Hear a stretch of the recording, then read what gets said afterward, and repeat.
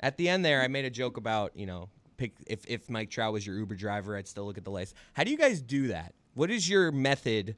Last 3 digits of the license plate. No, I hate Florida. There's no front plates here. That is true. That's why I always got to do the thing. stupid. I always got to do the thing. It's always like, all right, it's this car. I just go around, look at the You got license to check out plate. that car's ass every time. Yep. Right. Exactly. It's always awkward. Damn. But you could also, some people just get in and like you do the name. It's like you don't say your I name. don't get in until I've confirmed. So license plate first. You have to do license plate. Do you drop a pin or take a photo? My daughter told me this happened 3 days ago, and I never thought of this.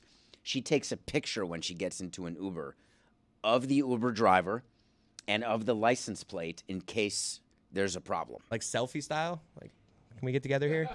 Say cheese. No, she just takes it of the driver and of the license. As a self-protective measure. I do the PIN. So when I get into an Uber, I have to put in a number or give the number to the driver to confirm that they are my driver. It's like 2-factor. Lucy, everybody. Hi, Welcome. Hi, I'm Lucy, by the way. I got a job here. And now I live in Miami. Lucy Rohden lives in Miami. As is of 3 days ago. Is a new hire at Meadowlark Media and just got introduced to the show in a conversation about being kidnapped by your Uber driver. Whoa, I I am don't always think anyone so said that. afraid of that. Well, that's why I Oh, do it, so I psych. don't get kidnapped. That's the whole point. I don't want to get in the wrong car. I actually went right to assault when my daughter told me what her action was. I thought she was not worried about kidnapping. I thought she was worried about assault, so I asked, and she was worried about kidnapping. I'm always worried about kidnapping. SVU is one of my favorite shows, so I'm always prepared. You and David Sampson, fear of kidnapping. It's a real fear. So, Lucy, congratulations. Thank you. This was exactly how we weren't supposed to onboard you and introduce you as part of an Uber kidnapping segment. And Pablo was all excited and ready to do it. And then, of course, Meadowlark style, it just went up in flames. Well, I feel like I had a good point to add. I added to the conversation. I'm doing what I was hired to do. Was that what they just said when they hired you? Please add to this conversation. And talk about how sad Iowa football is. Yeah, pretty much. I Right. just came on here to cry. So I feel like Lucy deserves a full scouting report now, and I am not the best person to give it, although I follow Lucy on social media. I know that Lucy is a college football expert, and that when I was talking to Lucy out there in the main living room area, is that a living room that we're calling it? It can be. Okay. In the main living room area, I was talking to her about this Northwestern story and was floored by the degree of both experience and analysis that she had about this story, which is a thing that I do want to talk about, which feels like right now, I guess, is when we should talk about it. Transition. Because Nice. that's what she was hired to talk about. It was Transition. Northwestern football. So I'm a Big Ten West girly. I went to the University of Iowa. I follow the Big Ten so closely. So this Pat Fitzgerald story, it shocked me the degree of what was reported by the Daily Northwestern, which is the student newspaper, of just sexual assault, hazing happening within the Northwestern football program. But I don't really view Pat Fitzgerald as this just shining light. When I was in college, I went to Big Ten Media Days, and we were in a very crowded media scrum, and he addressed me as Missy. I was a girl just surrounded by all dudes, and it was so demoralizing, and I've kind of hated him ever since. So I don't know how to phrase this, but I don't really like him. Is Missy the modern day Tootsie? I feel like Missy is what you should not say when you don't know someone's name Yeah. in an interaction. And I was don't the guess only Missy. woman. It was so demoralizing. And then I had to ask him a question. And of course, my question was about mascots. So I was like, oh, God, Oh, this is so yeah. embarrassing. You'll fit in for me. perfectly around here. I feel like we should provide some of the backstory, though, on this Northwestern saga, because it has become not just aggressively urgent for Northwestern to solve now, but it's also just been pretty fucked up. Embarrassing for the president, right? to say the least. So we should start, because we'll get to the president, but we should start with the basic facts here. So the point is that an anonymous former player at the Northwestern football team has come out and said all of these things happened, and all of these things include almost cinematic hazing that, absent the context of a football team, are just sexual assault. Just guys being dry humped in the dark by people wearing masks, guys who had to run in between the wet, oiled up bodies of linemen to get into the shower. these claps that would be used over their head to signal that this guy needed to be run, and to be run means to be dry humped in that dark room. Code red. There were all of these words, all of these practices, these traditions that are extensive. And Northwestern's ruling on this after they investigated it for about, 6 months, was it? Yeah, about so. About 6 months, they hired, and this is a classic move, is when an institution hires an independent investigator that they have hired. The ruling was information that was provided by this anonymous player had been corroborated by all sorts of evidentiary, both players and bits of and just like stories and anecdotes and all that stuff. But the point is that they ruled that Pat Fitzgerald did not personally know about it. And so they suspended him for 2 weeks. 2 very important weeks in the football calendar. 2 weeks in which they were doing nothing. 0. His 2-week vacation was it's these 2 weeks. Wait, it's right now? Right now. I thought it was like the first 2 weeks of the season. No. Oh, that's a joke. Before Right practice now. has even begun. And they also recommended that there should be a monitor in the locker room, an independent monitor, such that none of this stuff happens again. And so this came out, and subsequently, the Daily Northwestern, the student newspaper, did some real reporting in which they talked to the anonymous player, they talked to other people, and they found that the problem, seemingly, reportedly, was deeper. And that, of course, Pat Fitzgerald, logically, would have to have known about it. Or should have known. Or should have known about it. Because it was that obvious that this was going on. So I covered this on this morning's Nothing Personal. We did a maybe 20-minute segment on this. And the important thing here is that what's happening is that there was an independent investigation, which was not independent. They discovered that, hey, no big deal, but we're sorry, 2-week suspension. Then there was further investigation by the Daily, which is a journal, by the way, Northwestern known for journalism. These are not schleppers. They're not going to just let it go. And then ESPN gets involved, et cetera. And then all of a sudden the president says, hold on, I may have ruled too quickly. We need to re-examine this. And now Fitzgerald, in my opinion, is finished. I wouldn't go as far to say as Fitzgerald is finished. Coming into like this weekend before this all happened, I would have told you Pat Fitzgerald has one of the most secure jobs in the country. What this guy is to Northwestern is unlike most schools. He was an All-American there. That's a small school. It's hard to get a good coach. He came there, and I know they were 1-11 last year, but they have won under Pat Fitzgerald. He's brought them to the Big Ten championship multiple times.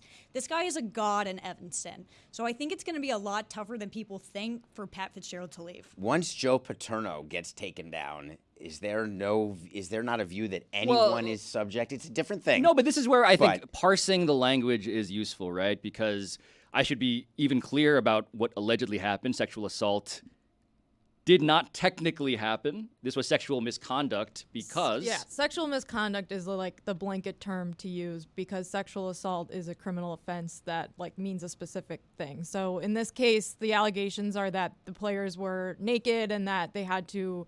one of the allegations was take snaps under center while the center was naked. So that would, I presume, be sexual conduct, or sexual contact, I mean. But yeah, it's like there's a lot of like hazy legal terminology involved. But the bottom line is like, yeah, the allegations are that players were doing things while naked and that there was a photo that allegedly ESPN and the Daily Northwestern has obtained that had on the whiteboard naked bear crawl with like players' names under it. Naked slingshot with players' names under it. So it was something where if this is written on a whiteboard in the locker room and it has been up for a year, how do the coaches not know about it? Or how can they claim they're not aware of it? Right. And so the hazing and the haze around the hazing is what's being sorted through right now as people examine actual legal liability. And people have to decide, like, this guy, like the reason he claimed to not be deserving of firing, that he didn't know this was happening, is also, to me, the reason he should be fired. If he didn't actually know it was happening, but it was this widespread and all around him. Like, either way, it's that it's that Paterno Penn State echo of, like, what should you have known, even if you claim you didn't? Because either way, it seems pretty indefensible. The GM of the Astros claims to this day he didn't know about the garbage cans. You're a college football coach. Your entire job is to know everything that is happening in your program. And Pat Fitzgerald is a leader of young men. That's his whole thing, is that they do things the Northwestern way and they raise upstanding men. Like, you have to know everything going on in your program. And so even cynically, I'm realizing, like, okay, leader of men guy, but leader of men guy who goes 1-11 last year and who was 3-9 before that. Like, I understand that he is representative of this high watermark in Northwestern's otherwise, like, pretty sad history of football accomplishment. They have these fancy new buildings and all of that stuff. But now if you can't sell yourself as leader of men guy, and you are then going to suffer the recruiting consequences when you try and convince parents of kids who would get into Northwestern that this is the place for you to thrive as a young man, what are you even doing there still? And so I also want to cop to the fact that I underestimated how big a story this was. I consumed it as a headline at first, saw that Pat Fitzgerald would be suspended for 2 weeks, and I was like, oh, it seems like they're taking it seriously, they're investigating it, great. And then you look into it, and the reporting sort of unspools over the weekend, and a lot of it, again, is being done by a group of people that I otherwise love to make fun of. Northwestern journalism students. They're everywhere in sports media, David. They are legion, and they're obnoxious, but their college paper really advanced this story in ways that opened my eyes to, the administration, a lot of the outlets reporting on this, they seem to have missed some stuff in ways that were honestly pretty surprising. Did you pay attention when the letter came from the football team? Was that your first moment where you said, oh, this may get interesting? Was that the moment? Well, I want to examine this letter from the football team for a second, because it was a letter that, honestly, I'm curious, David, as a lawyer, if you felt that any lawyer had read through it, because it seemed to be contradictory at times. It was first saying that hazing is, zero tolerance for hazing on the team, and then saying that the allegations were exaggerated, which does imply that something happened. But so it's not zero. Right. And then the final section of it was that the coach Fitzgerald had no idea that it was anything happened. But if nothing happened, then how does he not know about it? So it seemed to kind of use some strange logic to get around the fact that something, it seems like, did happen, which we already know because an independent law firm already told us that. And the byline was the entire in caps. And that's in caps. That's the other thing. I've been on union organizing campaigns where we've sent letters as a unit before. Getting a group of people to sign anything in a short period of time, no matter whether they agree with it or not, is fairly impossible. So I just think from a logistical standpoint, in the middle of July, getting an entire team, that's, all caps, 90 players to, which really means entire. That's crazy to me, but maybe that is true. But no names were assigned to it, just the entire football team. But also, but to your point, Jess, about the legalese of it, it was both simultaneously contradictory in ways that were conspicuous, but then it felt heavily lawyered in the language, as if no, even at Northwestern, a college football team would not talk like this. It felt like they strategized in ways that, of course, were unsurprising, but again, farcical on the level of what are you trying to do here? This was not written by the football team, by anyone on the football team. It was clearly written by an attorney, and this was still before there was a concern that there was going to be a next step, which is what happened when the president decided to reopen and figure out maybe there's going to be a new penalty. So we just have to remember the order of how things went. This letter from the football team was, hey, this should put an end to it, because the entire football team said, we're good here, and we love Fitzgerald. I think one of the biggest contradictions in the letter was hey, we are so against hazing, but respect what we found, what Northwestern's investigation found, which found that there was evidence to support that there was hazing. It was so back and forth the whole time. There's no way that football team wrote it. And honestly, I thought it was a really bad letter statement. I thought it was terrible. It feels both that plus the punishment, which then got at least verbally retracted for the time being by this president who just took over in June of Northwestern University. It all feels like, there's that phrasing, the cover-up is worse than the crime. That is not applying here. But what does feel like is happening is the cover-up is it's aggravating the circumstances around the crime. And it makes people want to look into it more, which is part of why I underestimated what's actually happening here. And it's why I think that Fitzgerald's job is in jeopardy. Yes. Because this is the type of story that it could have, if they could have put a tourniquet around it and let the letter from the football team stand and then we're good, maybe this goes away. But then what Schill did by start reopening, now it's open season. Now investigative journalists are going to be on it. They're going to find players. They're going to find examples. They're going to find actual evidence. Now they're going to look to see whether there's privity where Fitzgerald really knew firsthand, which of course he did. It's absurd to think he didn't.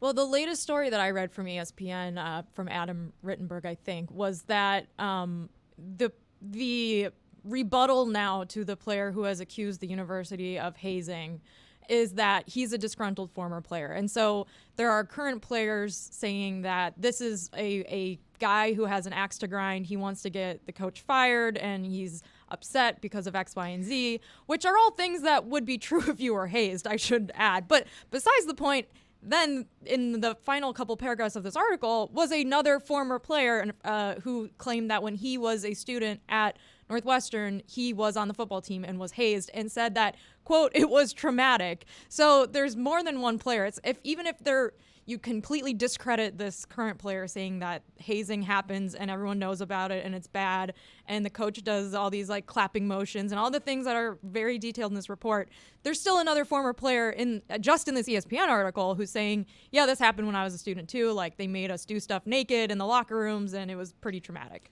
Yeah, there are two details there I want to follow up on. One is the accusation that Pat Fitzgerald would do the clapping motion himself to signal, oh, that freshman needs to get run.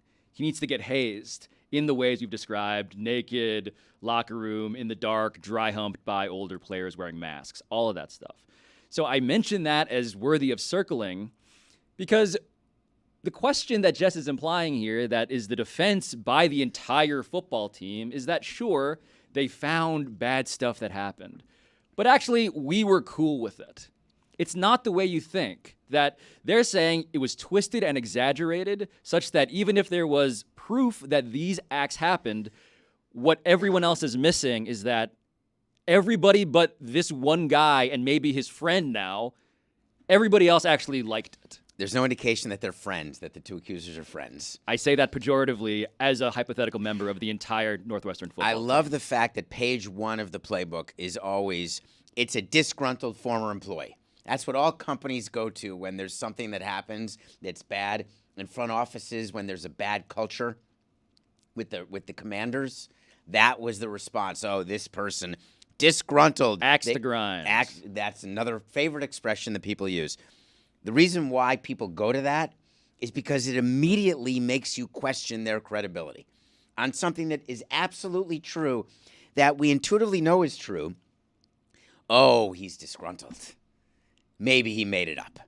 Now we have to go find another and another and another. Yeah, I mean, this happens all the time in accusations of sexual misconduct. And I think that in this case especially, any current player who's discrediting a player saying that there's hazing is more likely than not someone who's involved in the hazing. That at this point, if these accusations are true, I don't see how criminal charges or a criminal inquiry at least isn't being proposed, because these are things that coerced sexual contact or any, like, this behavior is not legal. Like, this is clearly.